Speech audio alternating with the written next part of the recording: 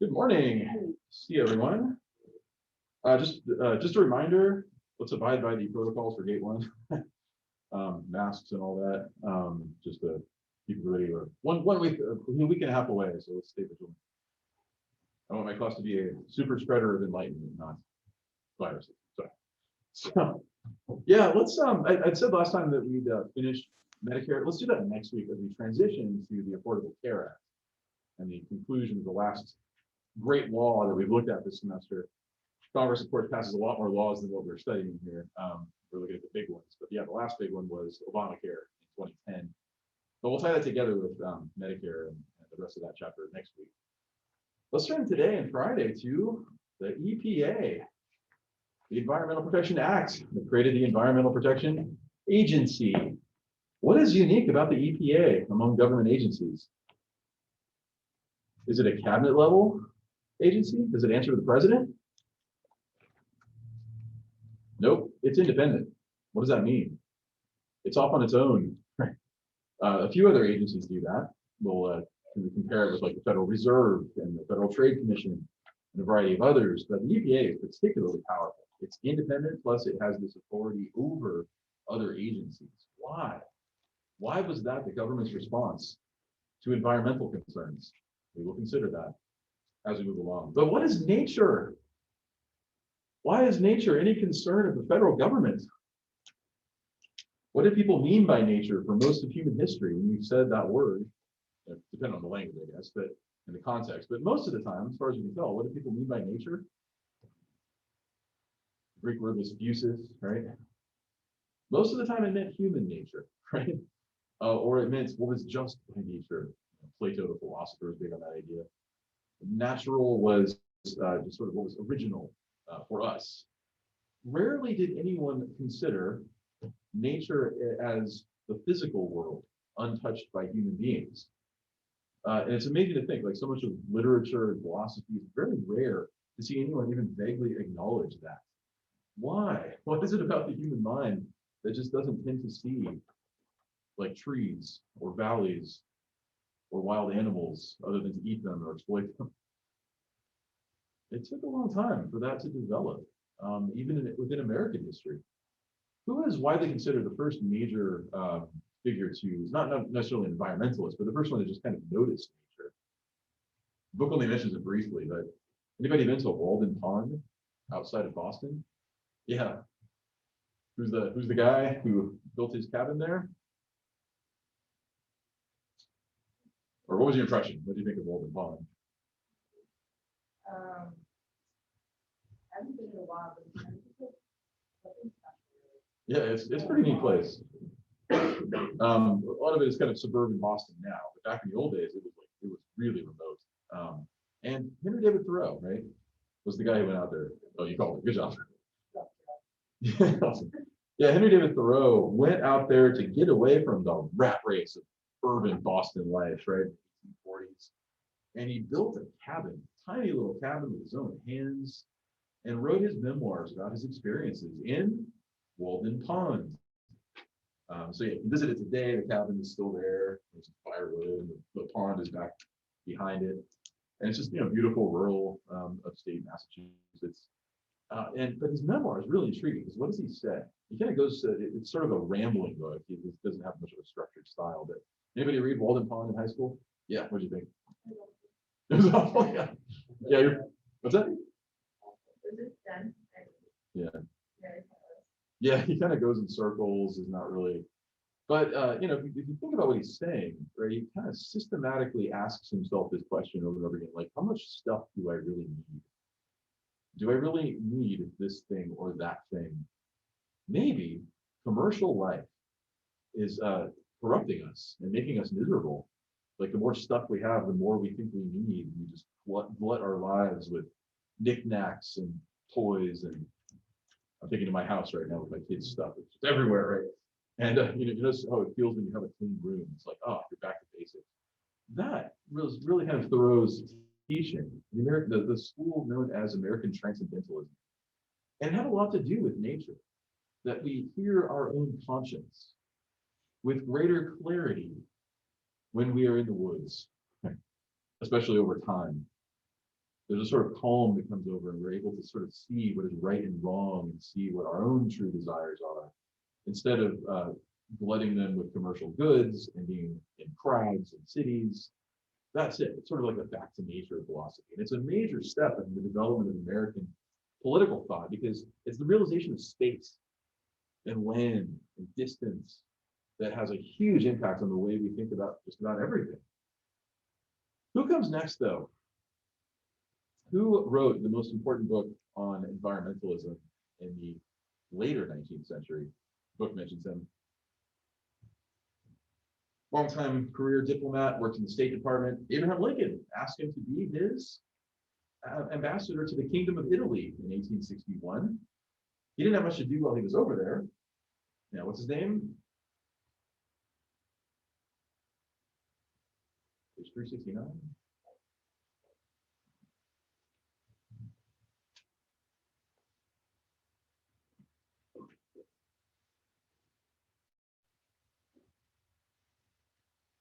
He wrote this book called Man in Nature, and it was a really unusual book for its time. What did he say in that book? Reading quiz really worked last time. Maybe we should do that. He said, following Thoreau, that we should learn to just perceive the natural world, which is, it makes so much sense today. But back in his day, how did people tend to view the natural world? Consider your average frontiersman going west in covered wagons. What did nature mean to him? It was there to be taken and used for human consumption, right? Did nature care about us? No, it wanted to kill us with wild animals and harsh winters and cliffs and fires. And so we need to kill it, right? We need to overcome it. Did it cross anybody's mind that we could ever overwhelm nature, that we could exploit it to the point where it couldn't be fixed again? No, I mean, even if you messed up one little part, there's still vast, vast territory elsewhere. There's always more. So why not take what you can? It's land, right? Everybody needs land to grow crops, raise cattle. So why not? It's funny to think of people in this era that would read their old King James Bibles, right? And what does God say about creation at the end of the 7 days in Genesis? He steps back and looks at everything he's made, and he says what? It is very good. And these settlers, 19th century Americans, would say, right, good for us to use. Land is there for the taking. The natural world is there for the taking. Maybe we should look at it differently, he said. In his introduction, he has this famous paragraph. This exercise of the I desire to promote. My book, I want to teach you how to see. And next to moral and religious doctrine, I know no more important practical lessons in this earthly life of ours, which to the wise man is a school from cradle to grave, than those relating to the employment of the sense of vision in the study of nature, right? So, yeah, the sense of vision for fine art, right? Sculpture and painting, that's all great, he says, but also nature. Let's learn to see it and appreciate it for what it is in itself, right? That's a novel idea. It didn't really catch on. Nobody really read this book much at the time, but later it did get more popular. Maybe this guy has a point. How do we not instinctively see natural beauty? How can we just be so focused on our human affairs that we overlook, to see a mountain range as something to be just appreciated instead of crossed, to see a forest as something to just walk through and enjoy instead of cut it all down? That was a really interesting transition in human consciousness. And it took a while to catch on. But there were some others. There were some of the other major early environmentalists. We mentioned one when it came to the Homestead Act. His big lake named after him. Yeah. Yeah, good. John Wesley Powell. And Powell was the director of the U.S. Geological Survey. So while Thoreau and Marsh, Marsh was a politician, Thoreau was just a literary figure, Powell was a scientist. He was a geologist. He understood that we had to apply modern scientific methods to understand what we were seeing. And he was deeply concerned about, remember, the Homestead Act and the effect that it would have on the soil. And if we over farm and if we over ranch, what's going to happen to that soil if you get the right meteorological conditions? And he called it, what ended up happening in the 1930s? The Dust Bowl effect, right? Which could have been prevented, he argued, or he didn't live to see it, but he said, we can prevent this, we should take steps to prevent it. But the greatest naturalist of all, who is largely responsible for persuading the federal government to create national parks. There have been a few already, but the big national park system. Who was it? Anybody from California? Yeah. Yeah, John Muir. John Muir is a fascinating character. He chose to live in the mountains, right?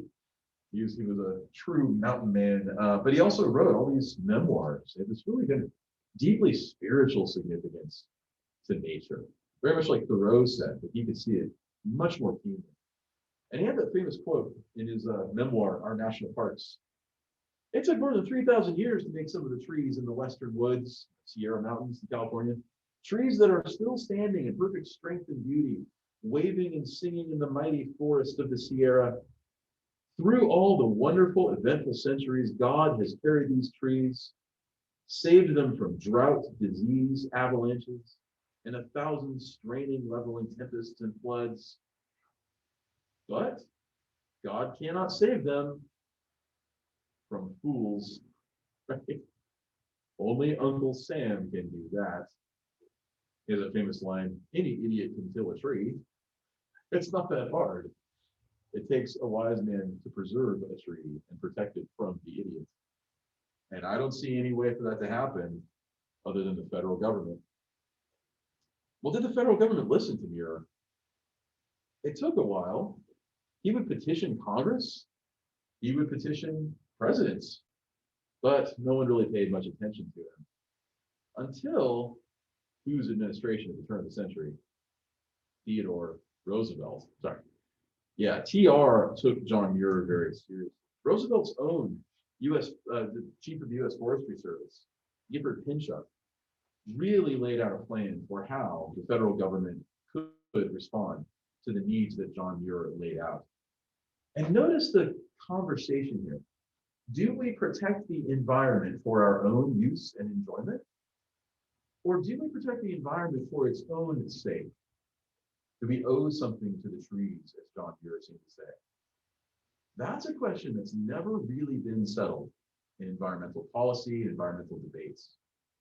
Is it protection for our own use, protection of ourselves against ecological catastrophes and pollution and that kind of thing? Or is it because we owe something to nature? That early on was really unsettled. Well, what did Theodore Roosevelt think? As president, there have been a few national parks already. Abraham Lincoln signed a few laws that created Yellowstone and a handful of others. But Theodore Roosevelt didn't even bother with Congress. And he created by executive order the National Park System, on the advice of John Muir, as well as the national forests that Gifford Pinchot would oversee. What would they do with those forests? We have this impression that the way you conserve something is to just not touch it. That wasn't actually true, and it's still not true. No, human beings have a role. They ought to be interactive with the natural world for its good. The classic example, the Black Forest in Germany, one of the most beautiful forests in the world. The reason it's so healthy, foresters will tell you, is because human beings for eons have been collecting sticks and underbrush to build fires. As Germany industrialized and people moved into cities and there wasn't as much need for that, one of the major duties of the Forestry Service is to keep clearing the underbrush to keep the forest healthy. So it kind of proves that, just leaving something alone as it is in its natural state, that isn't always the best thing for like a forest or other aspects of the natural world. So that was the duty of the National Forestry Service, was to maintain those forests and national parks. And there was the map that Theodore Roosevelt created through executive order. There were challenges in the courts, as you might imagine, especially for industrialists and miners that wanted to take advantage of that land. But Congress very quickly passed laws pursuant to Roosevelt's executive orders, and it was done. So the National Park Service was created. But again, how did Roosevelt understand what he was doing? Was he preserving nature for its own sake? There he is toasting to all of the animals No, right? By conservation, he meant what? You're going to protect all those animals. Why? So the people like Roosevelt can shoot them. And of course, as we know, Roosevelt was big on game hunting. He had big stuffed elk and bears in his house, right? He wasn't concerned at all about some duty to nature. His major concern was, how do we preserve it for future use by ourselves? So even though Muir had this clear idea that we owe the trees something, Roosevelt said, no, we owe ourselves something by preserving the trees. So it went. There are major phases in environmental legislation. How could you break these down? We saw this throughout the class. The first law we looked at, remember the Northwest Ordinance? It was concerned about land and land use, but for who? Human consumption, human need. And so the Northwest Ordinance divided up land on that grid system, specifically to encourage people to use it. It was hard getting people to do it because they were terrified of Native American attacks, remember? But still, the policy, the law was no, use it up. It's meant for human consumption. And if the government doesn't divide it up evenly, what's the problem? Speculators will. Same idea with the Louisiana Purchase, same idea with the Homestead Act, remember? Use it up was the idea. But then came, like we said, with Roosevelt, conservation. And that's the first major step toward environmentalism as we think of today. The National Park Service and the National Park System need to preserve land, not just for human use, but also for enjoyment. Around 1932, especially during the Dust Bowl, utility, the need to plan fair usage among competing groups. The ranchers versus the corn farmers. Cattle make this topsoil erode in heavy rain because their hooves mess up the land. How do we prevent that from happening?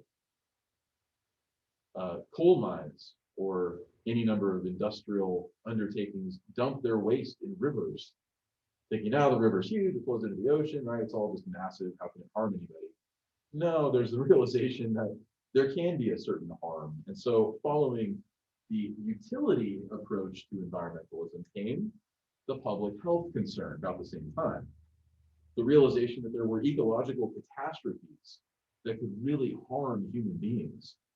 And the government had to make sure that those things didn't happen, again, for human protection. Those are the four major steps, but it's about the 1970s, about the time the EPA is created, that you get a whole new category. Like we said, environmental protection for the environment's own sake. That's a different kind of argument. And these two kind of run alongside each other. Do we protect it for ourselves, or do we protect it because it needs to be protected? Because there's something weird about us as a species, right? That is exploited and has trouble seeing itself as part of nature. Why? I mean, if we're such a part of nature, then how do we end up rising above it? And at the same time, how do we have any sense at all that we owe it something? Where does the ethical imperative actually come from? If we're such a part of nature, then how did we ever come to develop civilization, technology, and wearing clothes, and all these weird human things we do? Well, of course, the ancient world would say, well, clearly we're not part of nature. We have spirit. We're separate. We're created special. But the modern world that's going with a whole different kind of explanation. What does Jean-Jacques Rousseau say? Anybody read Rousseau? We have this thing in us called perfectibility, right? That we can depart from nature. Our reason can transcend our passions. So yeah, it's a deep mystery in political philosophy. But you see in environmental policy, it comes out all over the place. Compare Jean-Jacques Rousseau to John Locke. Where's Locke on this? Utility, right? What is a forest for Locke? Logs to build ships and houses, right? Rousseau looks at it and says, no, look at nature as it is. It's beautiful and wonderful. It's romantic. We must leave it alone. Everything's best in its pristine, untouched state. So there's a lot of wonderful political philosophy under the surface here. What was the first major industrial disaster that should have gotten a lot of attention but didn't? Little town in Pennsylvania where there's a zinc smelting factory. And what happened there? on page 37, which you read diligently.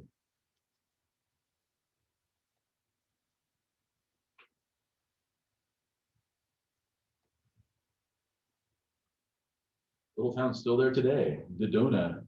And what happened in Dodona? Sorry, Denora. Denora, yeah. Yeah.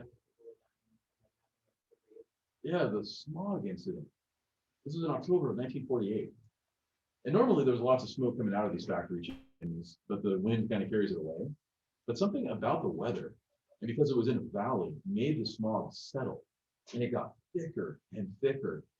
And people were rushed to the hospital, suffocating and running out of town as fast as they could. 15 deaths, actually 21, there were more, 21 deaths, and something like 7,000 people hospitalized, given oxygen because of just the bad air. Now, you would think this would get everybody's attention. The nation would sit up and say, whoa, there is a need here for some kind of environmental law, if nothing else to protect us from industry. But no, what happened following this incident? It blew over in about 3 days, and the zinc works was back in operation, like it never even happened. That was the attitude. Industry, right, meant income for workers, and that was far more important than any kind of environmental concern. Least of all for the environment, but not even for human beings. 21 people died. Oh, that was terrible. But then within a few weeks, everyone just forgot about it. So it was in the 1940s.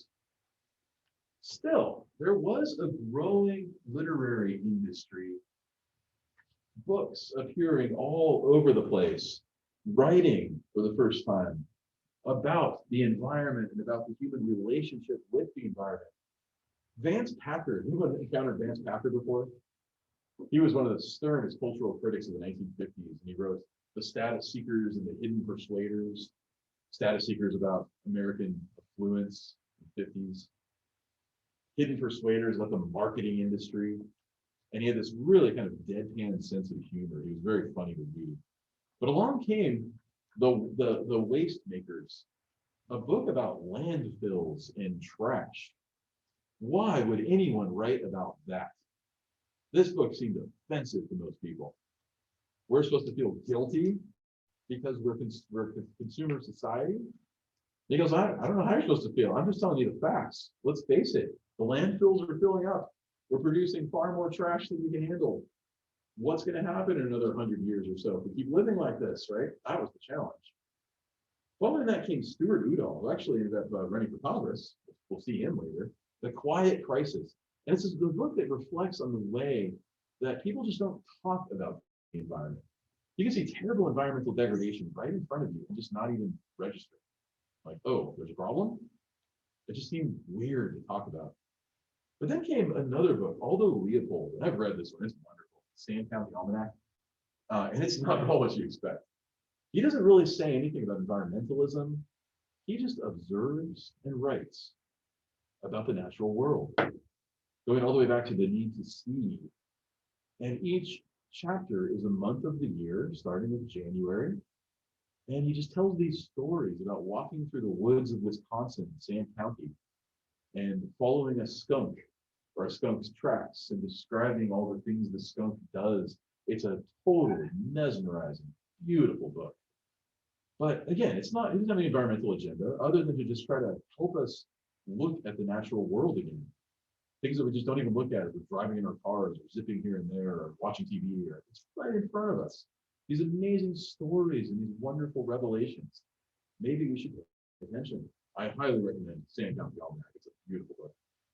But then came the book that just scared everybody to death. What was the real shocker in 1968? Yeah.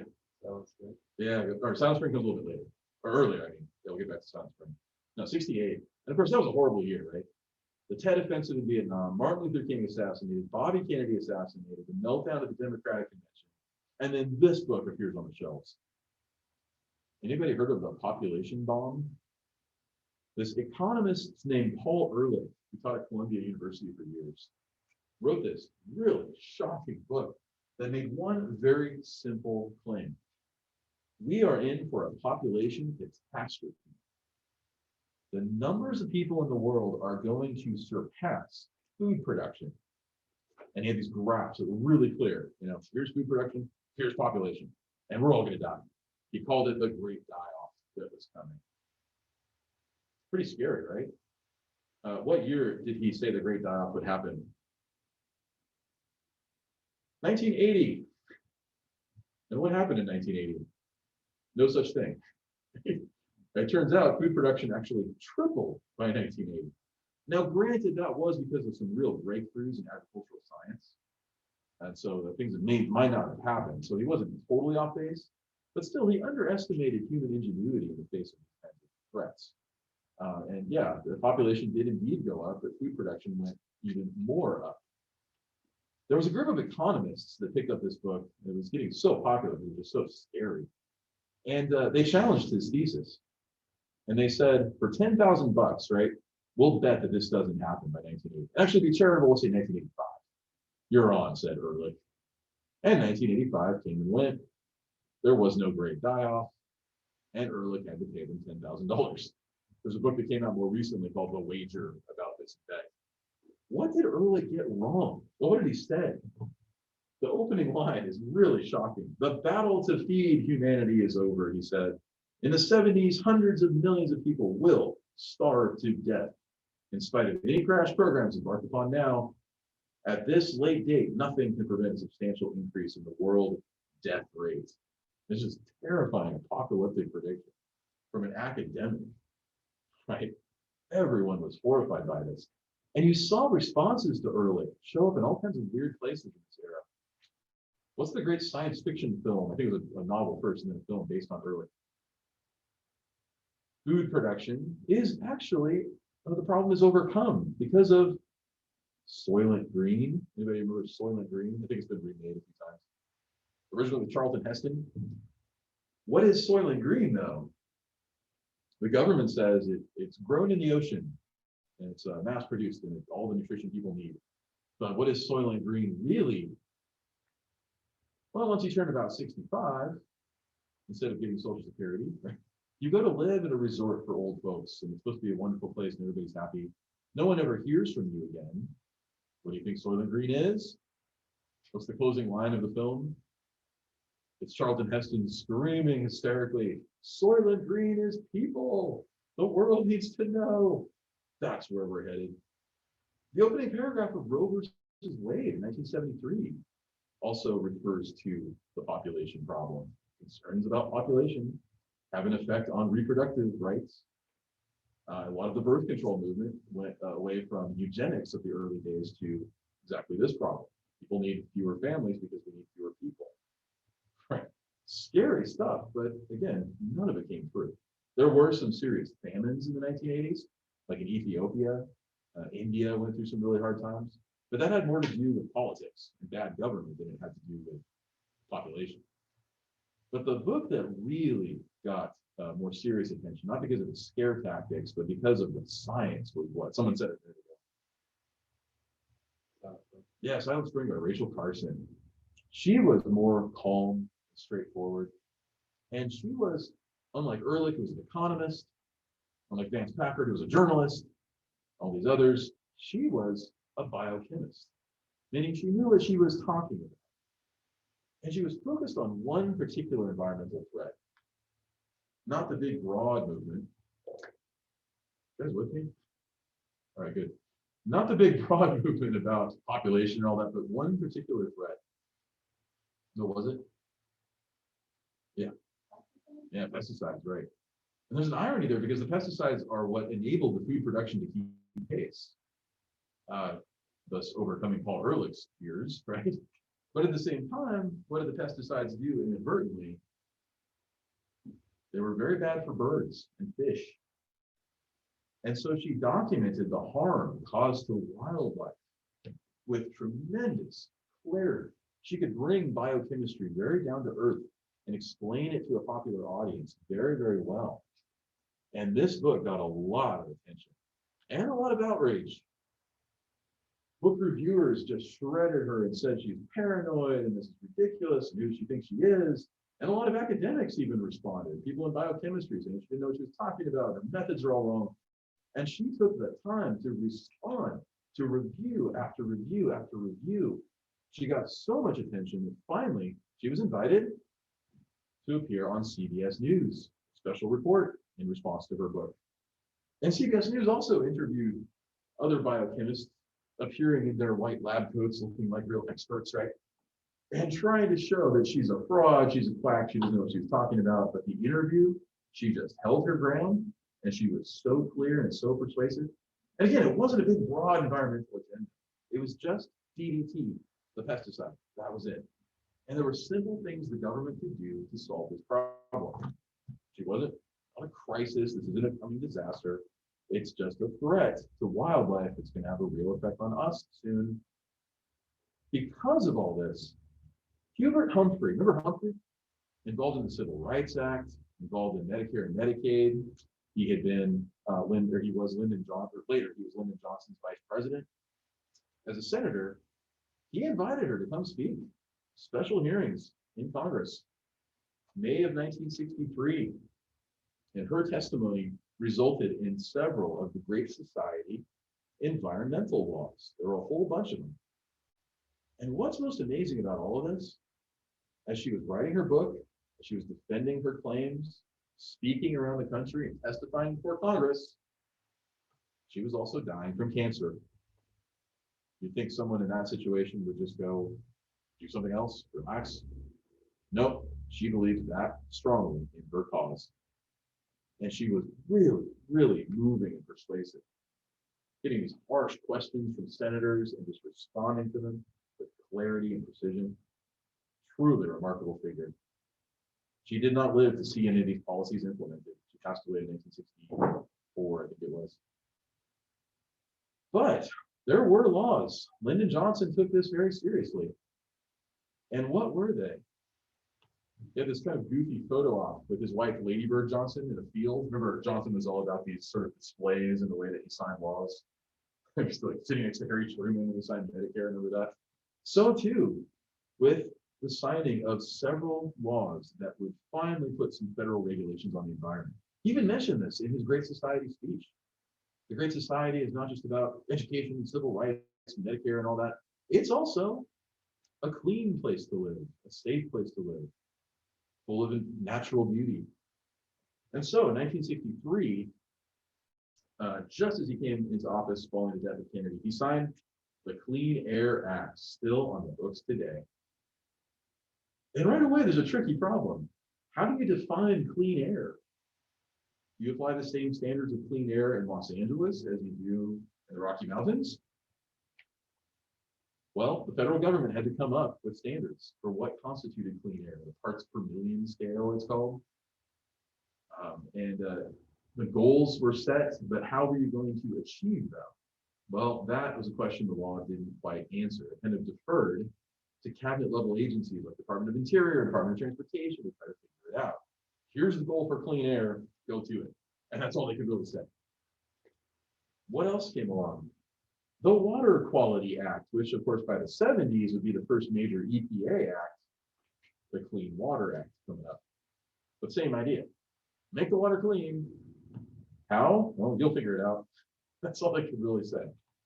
The Wilderness Act, giving more stringent regulations on those national forests and the Forestry Service, as well as funding.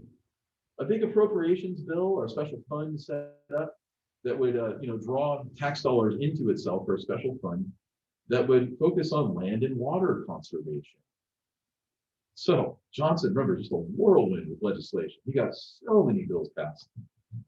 A big one, though, was the Endangered Species Act. What constitutes an endangered species? Well, back in those days, it was kind of hard to say. Congress would subpoena or would call for the testimonies of zoologists and naturalists to try to say this species is more endangered than that one, based on data that was really kind of iffy. Some species really are endangered, others less so. What we ended up with is the scale that we see today, right? How are like cockroaches doing? They're fine. The white rhino, different story. They're much more endangered. There's that scale of what's endangered and what's not. But it becomes very controversial. among local governments. How can the federal government deem something an endangered species and when can it not? The major controversy erupted in the 1990s over the spotted owl in Washington state, which EPA said is an endangered species, has to be protected, which means no more logging. Shut down the whole logging industry for several years. Meanwhile, the loggers who are out there saying that owl is not endangered, it's everywhere. So this huge firestorm erupted over what an endangered species actually is. A wonderfully common sense law, solid waste disposal. Who's against that? A lot of states already had solid waste plans, usually contracted with private companies that ran, disposal of trash as well as sewer systems, septic tank manufacturers. But this gave a whole bunch of guidelines and funding for a more national plan of solid waste. Lady Bird Johnson, First Lady, she was the first First Lady to propose legislation too. Hillary Clinton is better known for this. We'll talk about that next week. But no, Lady Bird Johnson actually wrote a bill, and it asked, what was it? She didn't like seeing all those billboards on the freeways, especially the interstate highways. And granted, it used to be pretty bad. There were billboards everywhere as a major form of advertising, and it just made the highways look crazy. No, the Highway Beautification Act mandated that there be a certain number of yards between billboards. So you see today, they're still around, but there are far fewer than there used to be, which means it's a more lucrative marketing market. How do you enforce these laws? Every time they gave broad general guidelines, but it was pretty clear that the government didn't really have the power to make them happen. There's a famous picture of Johnson with a bunch of sponsors of one of these environmental bills looking at a bucket of sludge of toxic waste, unsure of how the federal government was actually going to get rid of this. These laws were unclear and unenforceable. They just gave broad general directives to the executive branch. Go clean up the water, go clean up the air. But it wasn't entirely clear about how they were supposed to do it. In some cases they were, okay, get rid of billboards. But in other cases, nobody could agree what an endangered species actually was, what clean water was, whether the environment actually needed this kind of protection. And so the 60s ended. Lyndon Johnson left office in 1969, deciding not to run again for president, especially because of Vietnam. And all of these efforts of the Great Society just kind of fizzled. It seemed it would take something more from the federal government than this. What were the major incidents, though, related to conservation and ecology, environmentalism? What happened right here in upstate New York, not far from Hamilton?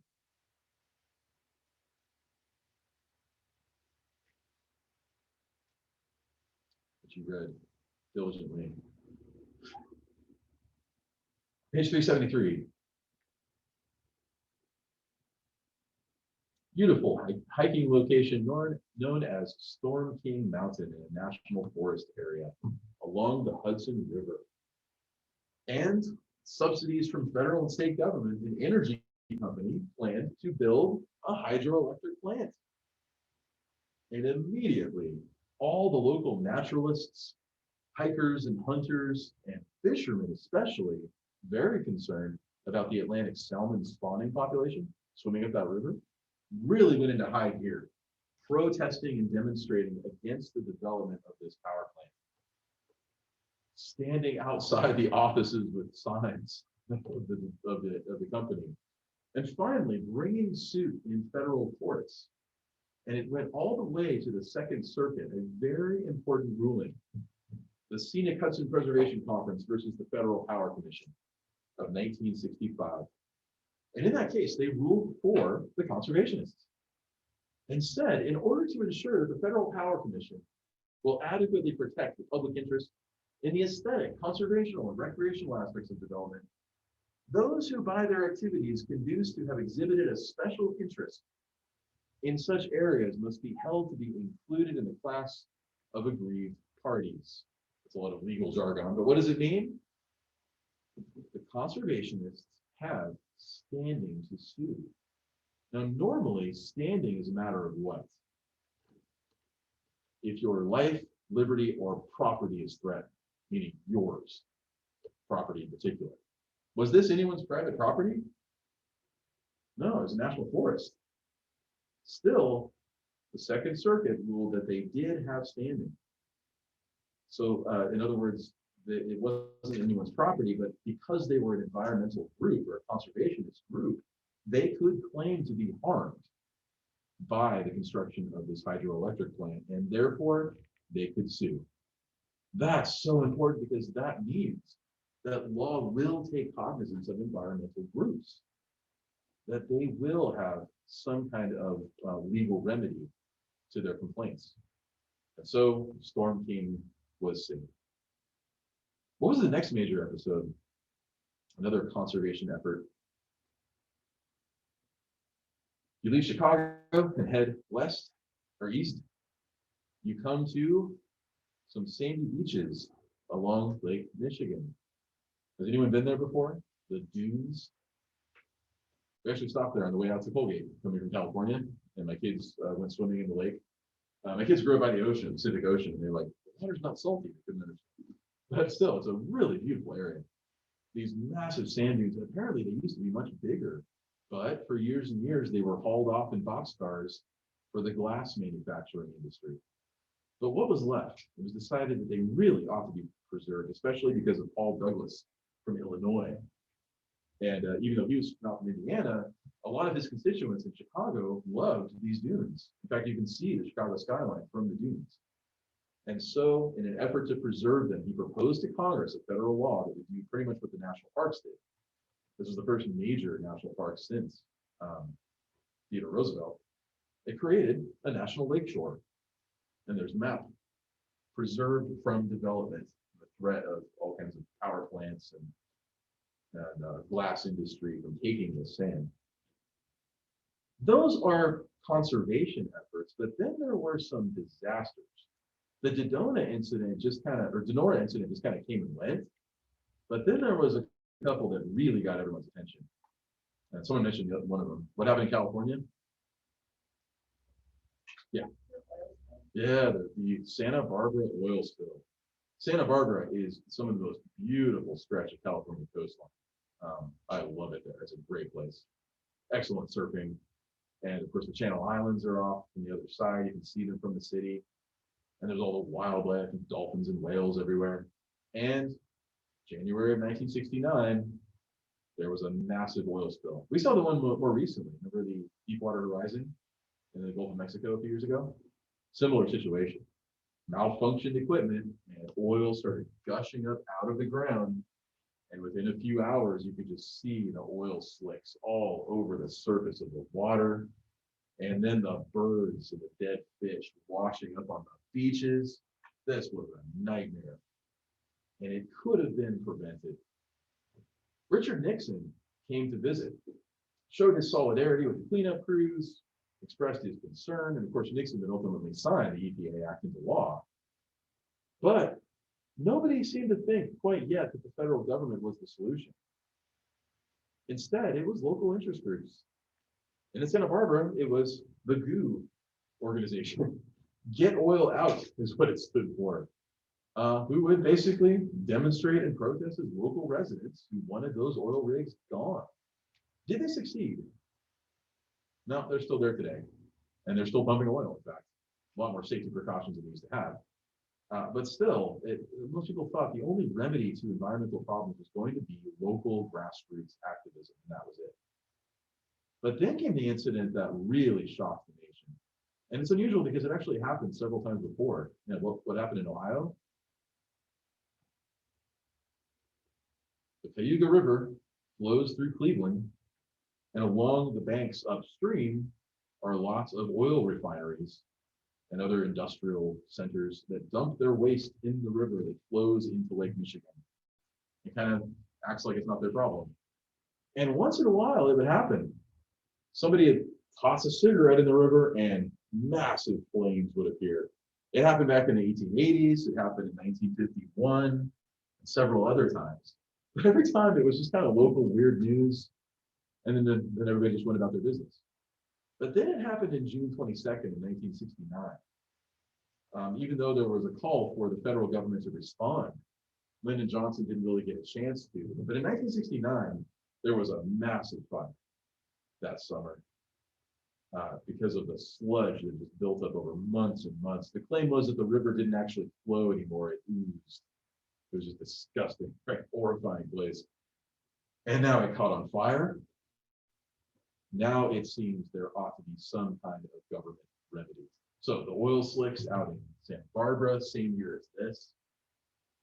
Well, who was arguing this? Who were the major interest groups involved? They're all still around today. Who are the major environmental interest groups? The old aristocratic group that was founded by John Muir, which was mostly hikers and naturalists, a lot of academics. Yeah. Yeah, Sierra Club, right. Yeah, Sierra Club. And again, a very elite kind of uppity group founded by John Muir.